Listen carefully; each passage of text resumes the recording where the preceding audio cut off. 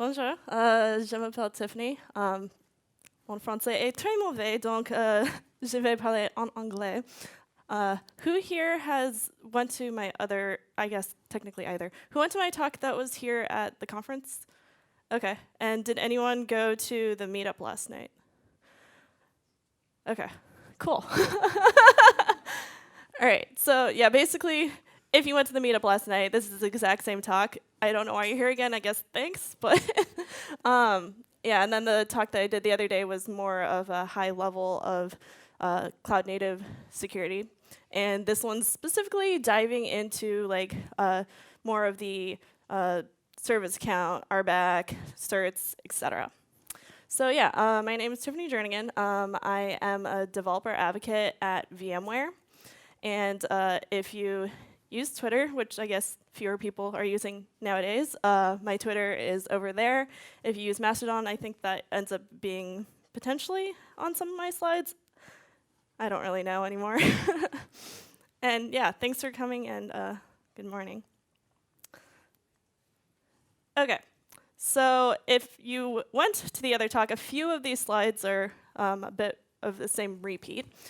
So first, I'm going to be talking about authentication and authorization. So either you can have Authn if you don't feel like spelling things out, or Authz. And Authn basically is who are you? So like whether it's a person or a robot, whatever it is, who are you? Then there's Authz, which is authorization, and that's basically what can you do. So now that we know who you are, what permissions do you have? Can you do whatever you want? Do you basically have root access? Can you only view whatever is in, say, for an example, a Kubernetes cluster? Who here has used Kubernetes before? Okay, a lot of people. Cool. Has anyone never heard of Kubernetes? All right. So first, I'm going to be talking specifically about authentication and provisioning users with that. So with this, there's several different ways that you can go about it. Kubernetes is pretty flexible, actually, here. I learned that there's a laser pointer on this, so that's kind of great. So one of the ways is that you can use TLS certs. So maybe you can end up using like your own CA, or not if you don't want to. And the Kubernetes API server, basically, it doesn't support revocation. So you really should make sure that you're using short-lived certs, because otherwise, if someone gets access to it and it's not short-lived, they can do whatever they want, versus, hey, I have one that only works for maybe 2 days or an hour or something like that. If someone gets it, it's a little less terrible. Hopefully, by the time that they actually try doing something with it, the window has already expired. There's also OIDC tokens. So you can use this with basically any OIDC provider. So something that's in-house, such as like Devoxx or like Keycloak. Or maybe you can use something with SaaS like Okta, for instance. And then you could, in turn, pretty much plug that in with whatever, say if you're using some sort of cloud provider, you could plug that in with your cloud provider's IAM. And then kind of basically there's like a mapping that you could have with your cloud provider user and who your Kubernetes user is. You could also use service accounts, which is down at the bottom here, to provision users as well. In the demo that I will be doing, I'll be doing it that way just because that's the way I am the most familiar with, and it is one of the easier ways to go about doing it. And just like as a little random note, in Kubernetes, you don't do something like, here, let me create a user. You basically are like, hey, I'm going to create deployments or create pods or do like X specific permission over to some user. And as long as that someone comes along with like some sort of certificate or OIDC token for whatever that user is, then they can go and create pods. So there's two main types of users, basically. There's humans, which is pretty much everyone in this room, at least for this time being. Maybe in a few years, not necessarily the case. And then robots. So for humans, they basically could use any of the things I just mentioned, so TLS, OIDC, service accounts, etc. Robots usually just end up using service accounts. So first, I'm going to go about talking about the side for creating certificates. So the commands that you can see on this thing, which is so weird because it's like way over there instead of like here. So that shows how to create a certificate signing request, or CSR, because too many words sometimes, and also as a result, too many acronyms. So you can, this example is with OpenSSL because it is like super widespread that you probably have it on your machine. For instance, I didn't have to install anything on my Mac, it was already there.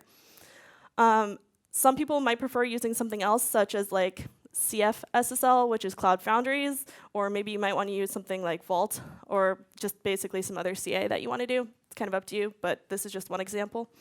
So then after you do that, you end up getting, you transfer that CSR that you created over to the CA.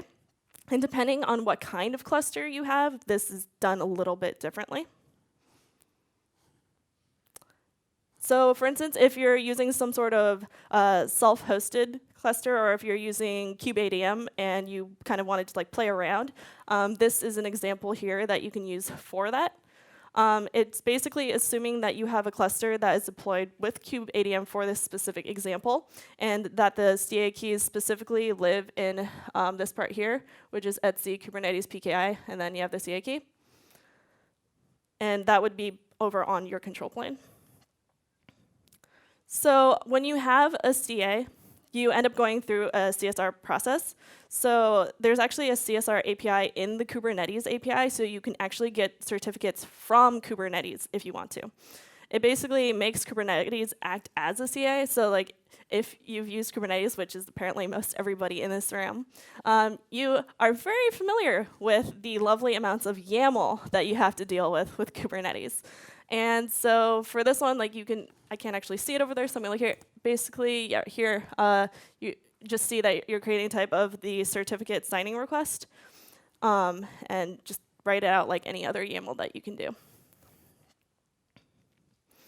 So to continue on with that, again, if you've used Kubernetes, you probably have interacted with the kubectl CLI, or one of the million ways that people pronounce it, kubectl, kubectl, or whatever. So you need to do kubectl certificate approve, and then whatever your name for it is. For instance, that could be user equals ada.lovelace. And then you use the next command there to be able to retrieve that certificate. So then you have a user.crt file based on the name there, and then you end up passing that file over to the user.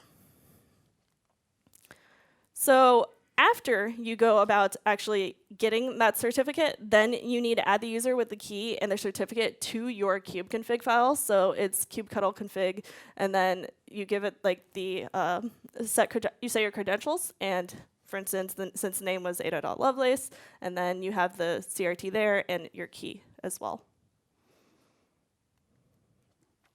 So now let's jump over to another side of things, so OIDC tokens, instead of just talking only about certs.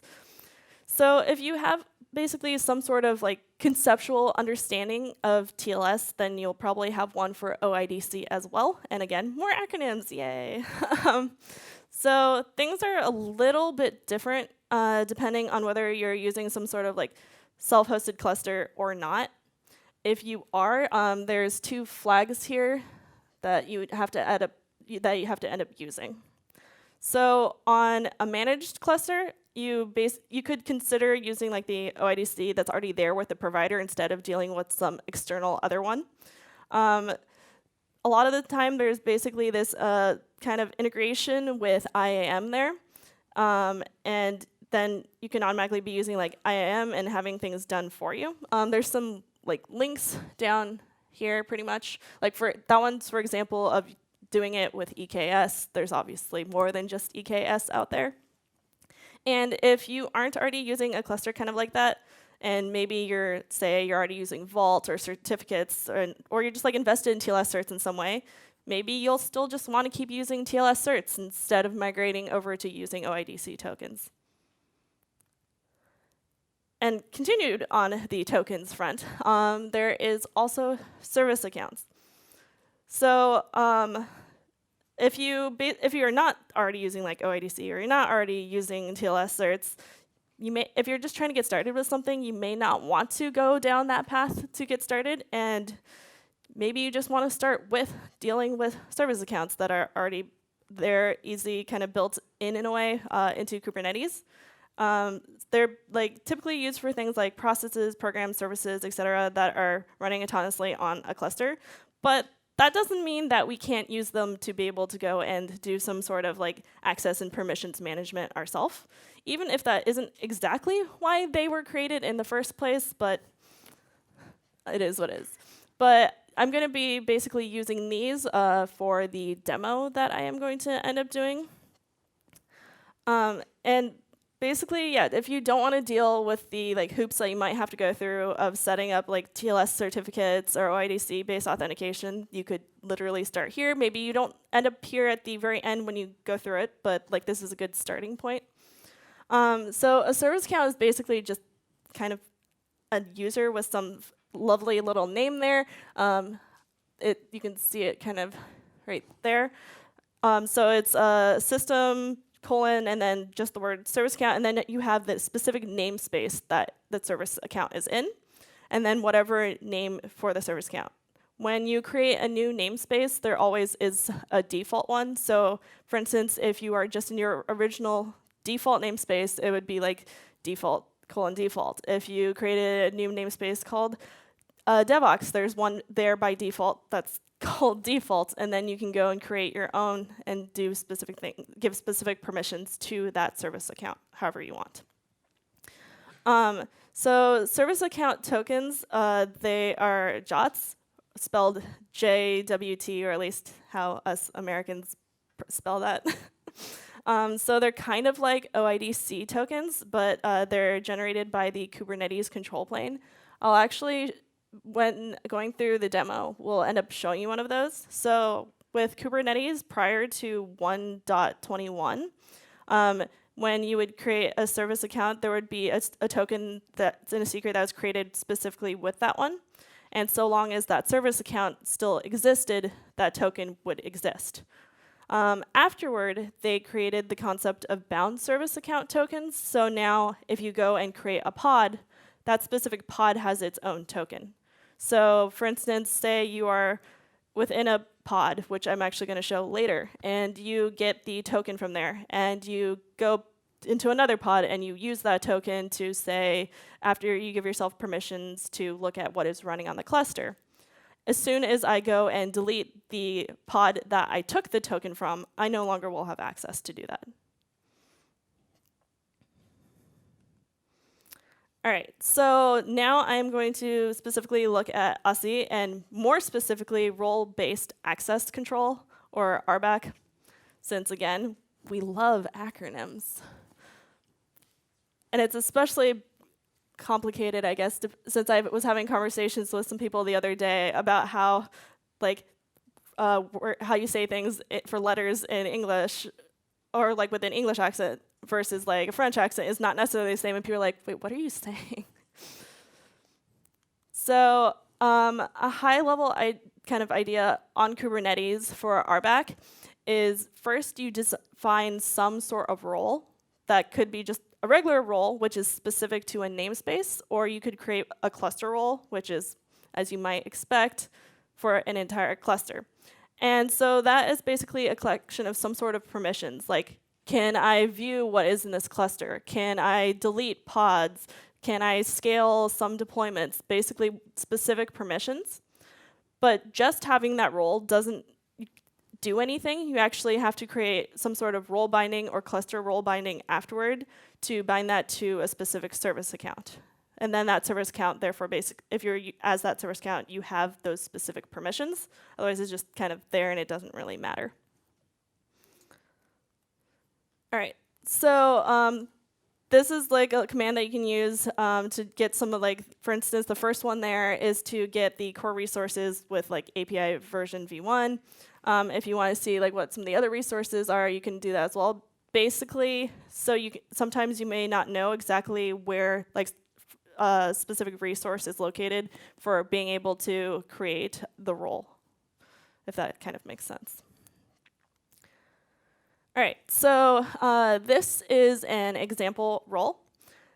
It's actually the one that, or one of the ones that I will be using in the demo. So basically, this one is for getting pods. so I just called it get pods. I created, it's for the namespace Devoxx, which you have to create in advance. And then there's this thing for like API groups. Since I'm dealing with pods, this one's just at the top level. And that's what I was mentioning of the last command of just trying to figure out where is something located. You can't just say, hey, I want to do something with a pod or a deployment or whatever the resource is. You actually have to know where that resource is located. And then there's these verbs, which are basically what can you do with that specific resource. So for instance, this one I have the ability to do a get and a list. That may sound sort of similar. It's like, why do you need both? But basically, if you just have get access, for instance, on pods, you'd have to say the specific pod that you want to see. Whereas if you're trying to see all of the pods, then you need to be able to list what those pods are. So then after you have that, then you need to create a role binding. So basically, the first part's just the same type of thing of like what's get pods namespace, and then you end up having this RBAC authorization.cadence.io for the API group, and then you end up needing to reference what the role that I had just created, or well, I guess will be creating. So you reference what that role is, and then you also need to give it a service account. So as I was mentioning, when you create a new namespace, there is a default service account already there. So at this point, I'm not going to go and create my own. I'm just going to use the one that is already there. So when you go about creating all of these roles and role bindings and giving specific permissions to whoever that you're trying to give permissions to, unless you're just having some sort of like playground like demo cluster that you don't really care about what happens in it, you probably want to actually audit it to make sure that the permissions you think you're giving someone are actually what you're giving someone, because that could be bad. Or maybe you forgot to give them permissions they need, and they're like, hey, I can't do this. And you're like, but I told you, like it said it did it. But so built into the kubectl CLI, there is this kubectl auth, and you can do can I. And there's a -- list, and this basically will list all the permissions of the things that you're able to do. There's a bunch of other ones here as well, and these ones are not built in, but they're plugins that you can end up getting, and then you can play around with those as well. All right, demo time. So we'll see how this goes.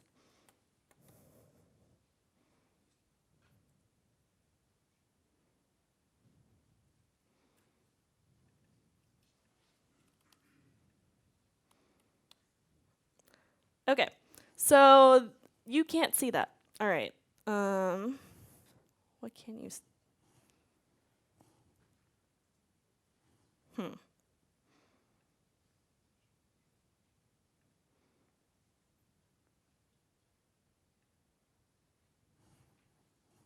So I can see that.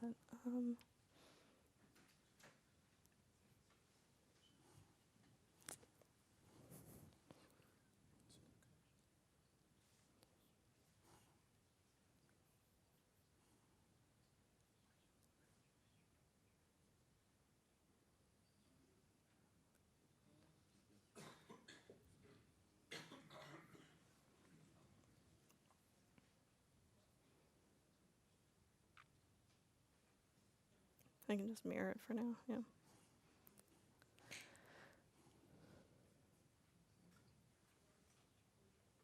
I see.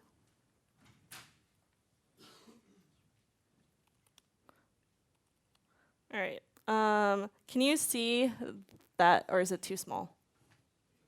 Okay. All right.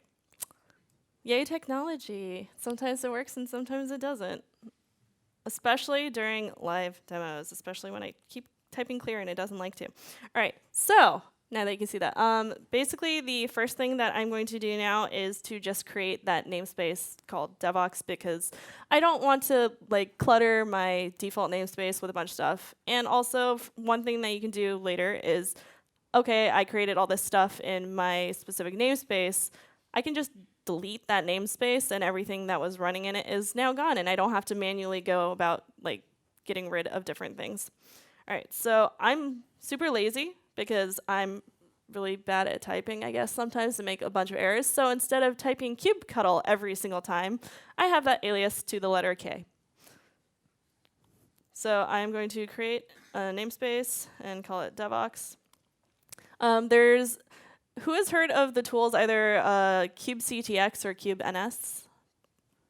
Cool, a few people. So that was created by Authn, and basically, for instance, for kubeNS, for instance, you normally might do kubectl -n, whatever the namespace is. If you're doing that for every single command that you're running, it gets kind of annoying. So kubeNS basically just lets you set your current namespace to the namespace that you want it to be, instead of just default. So if I did like kubeNS right now, for instance, I can see all of the namespaces that I have currently on my cluster. And this cluster, as you can kind of see on the right side, is just using Docker Desktop so that it's running locally on my machine. So that hopefully there's a little bit less of issues with the whole internet thing, because the internet and I sometimes don't get along during demos. All right, so the first thing I'm going to do is I am going to create a couple of deployments. So the reason that instead of just being with the latest, I just picked a specific one is since I'm using a local one, I wanted to just not pull from the internet since I already pulled it, unless you all want to wait for like 40 seconds or whatever as it slowly pulls it. And the fact that it's Nginx doesn't actually matter for any purpose of what I'm doing with this demo. It's just whatever I ended up picking. And then I'm going to create another one, create deploy. So I'm creating another one that's just exactly the same thing, except for I'm just calling it web. All right, so if I did a get pods right now, we can see that I have those two running that I just created. All right, so let's go over here into my other window. And I am going to basically run a pod that I will have, that will basically be entering. So if so like the --rm there, for instance, is once I exit it, it will actually go and delete the pod so that I don't have to do anything with it later. This image name is not the original one. That's just pushed over to my Docker Hub account because, again, not dealing with internet. So what this actually is, actually I can show you, let's see. Yeah. Okay, so this was my Docker tag earlier. So there's this website thing called nixery.dev, and sometimes you want to have specific tools installed and having to be like, here, let me create a Docker file, and I'm going to have it then do like an apt-get install on every single thing that I want, and just having to deal with that can be kind of annoying and also time-consuming when you're first creating that. So for this one, you basically just have slashes and be like, all right, I want shell, I want kubectl, I want JQ, and curl. And so it will basically give you a container image that has all of those things already installed in there, which is pretty nifty. Also, then you don't have to worry about what type of OS is on your container image, so you're not like, oh, am I using apt? Am I using like what am I using? Because I don't actually know sometimes. All right, so now I'm going to actually go and run that if I can copy correctly.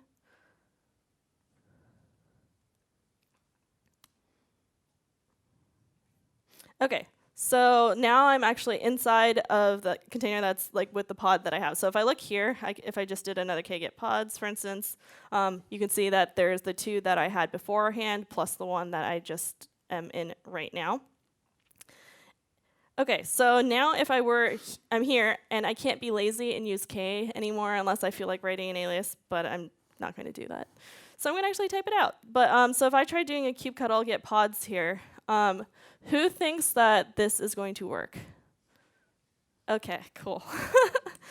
So it's not going to work because you can see that it says error from server, forbidden, pods is forbidden. And then there's that fun name of system::service count, my namespace, which is Devoxx, default, cannot list resource pods in API group, just like the default one, in the namespace Devoxx. So basically, right now, I don't have the permissions to be able to go and do these things from within this pod. But we can change that.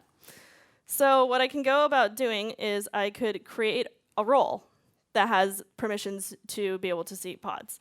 So that's the one that you saw previously on the slide that we had. So if I do a create role, and I'm just going to call it get pods.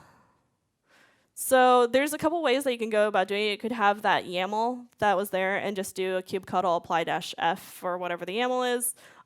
Depending on the level of, I guess, difficulty that you are trying to do, you could also do it via the kubectl CLI. So for this one, I have a few like verbs. So there's get and list, and it's on the resource pods.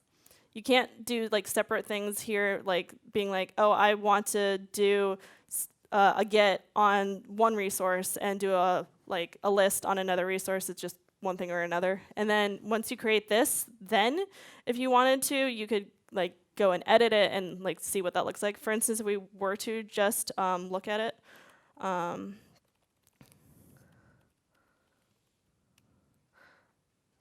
So yeah, if this may look kind of familiar to what was there before. You just have, it just turns into this YAML that you have. All right, so again, with just having the role, it's just sitting there. It's associated with nothing. Like I still can't, if I do that, it still doesn't work. So this is where I need to actually create that role binding and bind that to this service account here. That's the Devoxx default.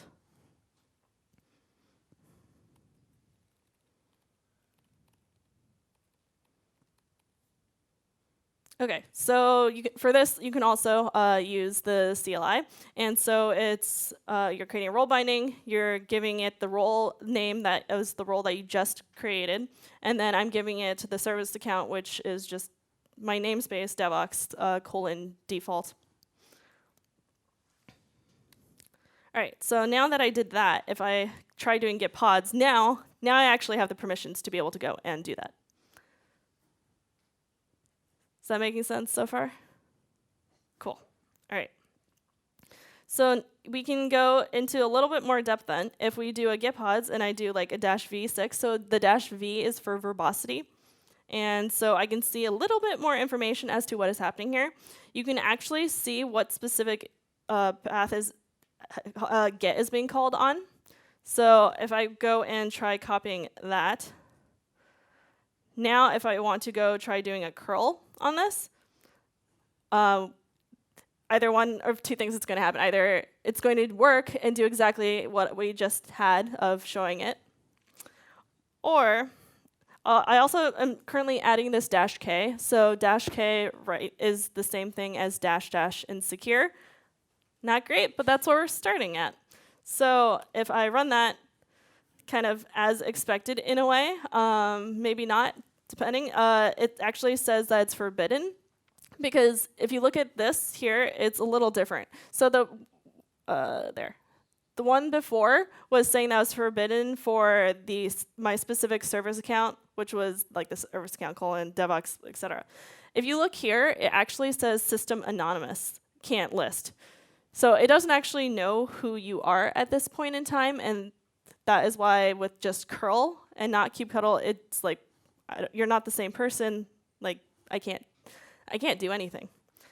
So the next part here is what I was talking about with service account tokens. So you actually need to be able to use, when you use the curl, you actually have to pass in that token for it to know who you are.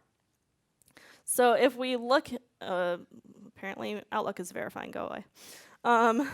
So if we look in var, run, secrets, Kubernetes IO, service account, there's a bunch, I guess like 3 files that one actually cares about in here. There's a CA, there's a namespace, and there's a token. If we look at this token here, it looks basically like a bunch of gibberish and random letters.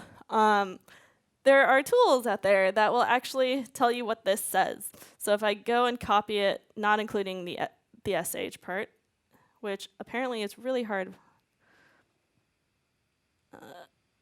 There we go. If we go over to the internet, if I can. So if we go to jwt.io, here you can just throw in that token, and it actually will show you a bunch of things for it. So you can see the payload data, and here you can actually see, hey, this is for namespace Devoxx, the pod that I'm currently in called tester, and just a bunch of different information there. So you can actually see if this doesn't translate to something, there's something wrong with your token, basically. All right, so now that we have that, I am just going to export an environment variable for it.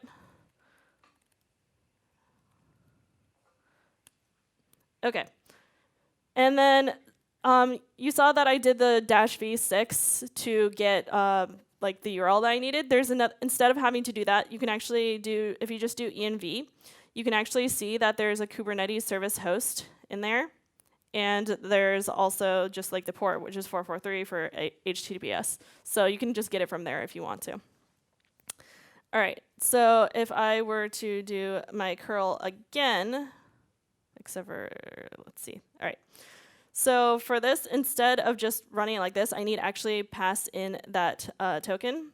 So then basically I need to give it a header. So authorization, and then I give it that bearer token. So now I'm just passing in the token. Did I? Oh, yes, I did. See, I can't type or yes, there we go. This is why kubectl is just K. All right, so who here has heard of JQ? OK, cool. Basically, everyone. If you haven't, you'll see what it does. Basically, it does. You can do a few things like just formatting JSON all pretty, and also you can pull out specific items inside of it. So if I were to do items, and then it's under metadata, and I think name. So if I do that, you can see that I am actually, now that I have this token, I am able to actually see what those specific pods are that are running inside of my cluster. If I were to go and actually, the next thing that I can do, so right now you see that I'm still doing like this -k thing, which again, not great. So instead of doing -k, I can actually pass in the CA cert.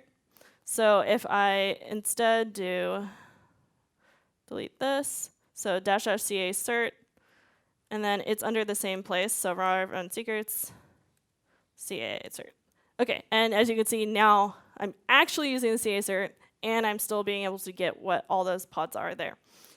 All right, so next I'm going to create another pod that I'm going to be running inside of. So, OK, run. OK, so this is basically exactly the same, still using the same image that I pushed up. All right, so what I'm going to do here is I am going to also, I'm going to grab the token that I had from here. So token. Since I've copied other things now, I'm going to copy this again. It's so much easier with an actual mouse. OK, so then if I do this curl, that I'm just going to steal from here. So I'm on the new pod that I just created, and I'm using the token that I have from the the first pod. So since this pod still exists, I am able to run that. And now you can see the new pod that I created there. If I were to be like, well, I don't want this pod anymore, see ya. So if I were to go try doing that again, actually, let's get rid of the JQ details there. It actually fails now. So this is the whole concept of that bound service account token, that now that that pod is gone, that token no longer exists, and I can't do anything with this anymore, which is better for security than it was otherwise. All right, so the next thing I am going to go and do is I am going to go and create my own service account. So I can do create SA, and I'm just going to call this scalar. You'll see why in a moment.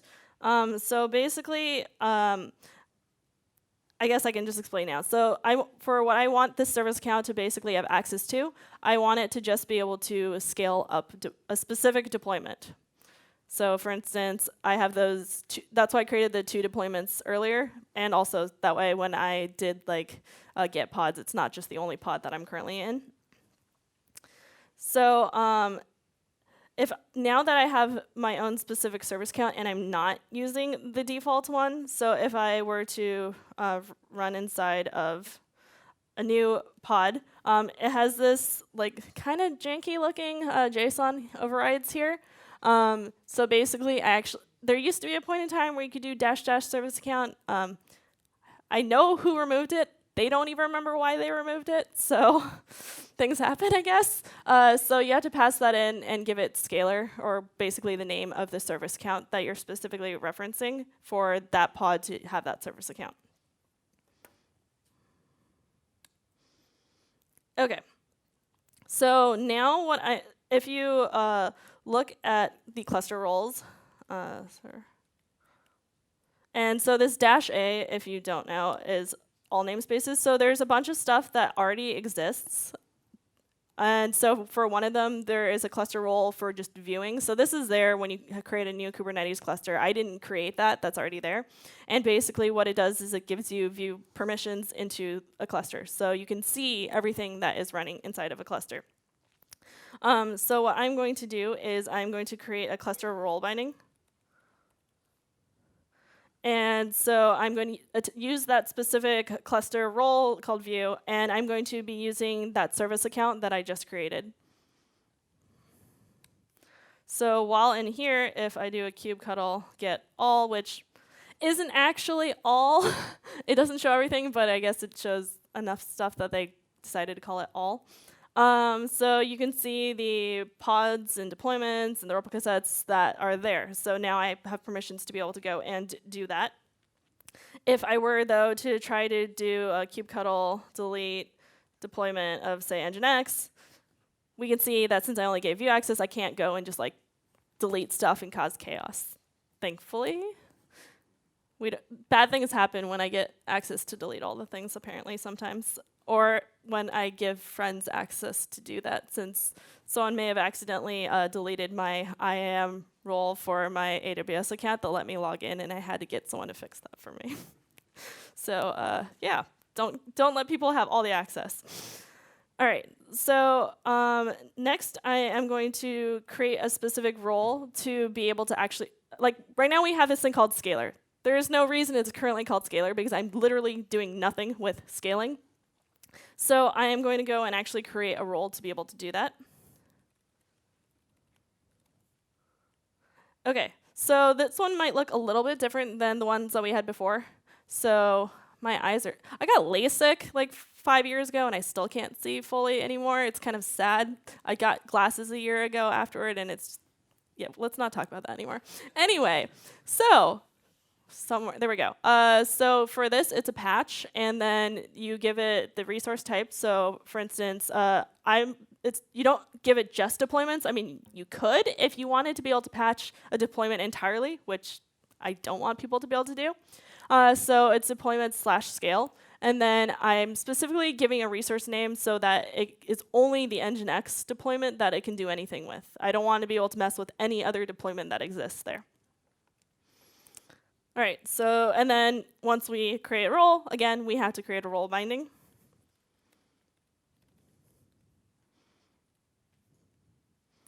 And then same thing as before, you give it the role, and then you give it the service account as well. So if we go back over in here, if I do a kubectl scale deployment nginx, and then right now we can see that there's only one. So if I did like replicas equals 2, we can see that I scaled that. So if we wanted to take a look, kubectl get deployments, we can see that there's now 2 of them. If I were to try doing that exact same thing, but on web, since I passed in specifically that I wanted it on the resource of nginx, I can't do that, which again is good. All right, so now if I were to go about just like, so there's that view. if I don't want the person to have like full view access to the entire cluster, I'm just gonna go and delete that, and we can see what happens.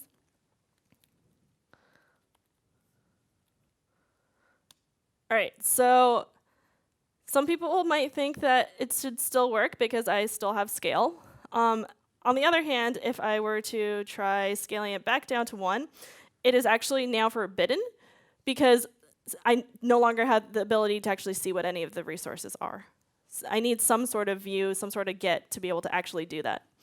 So what I could end up doing is I could actually go about editing the one that I already have.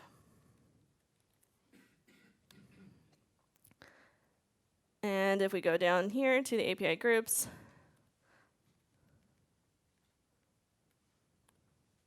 paste that. So if I change this to deployments, and then change this to get, if I could type correctly. Okay, so we can see now in here that we have the get for deployments and the scale. To be able to have all these things in a file using just kubectl, at least from what I was trying, I wasn't able to do since there's the 2 different types of deployment / scale and just deployments. All right, so let's exit that. So then if I go over here and now I try doing it, I'm able to do it again. But this time I have fewer permissions than I did before. So for instance, if I try doing a kubectl get all, it vomits because I no longer have permissions to do all of that. So yeah, let's see. And then if I were to do like a kubectl get deployments in general, or I mean, and then if I try nginx, like I can actually see that one. Like there's only specific things. So also if I try doing a kubectl, I think there's kubectl auth. I will remember this one day. There we go. Oh, okay. So there's a lot of stuff. Some of this here is just the things that you automatically have access to by default, but you can actually see now that I have permissions for like the 2 things that I specifically gave myself permissions for and nothing else, which is good. And yeah, all right. So if we go back to PowerPoint.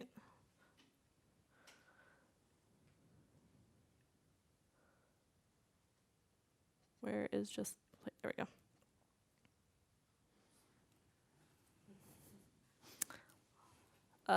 Yeah, that's great.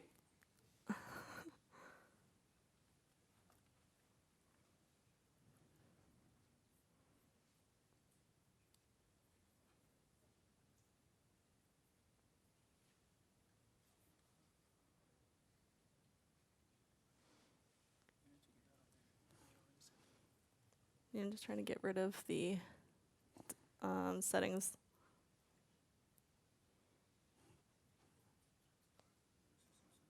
Yeah. Exit that. No, like actual X. Yeah, there we go. Thank you. Yeah. Technology, yay!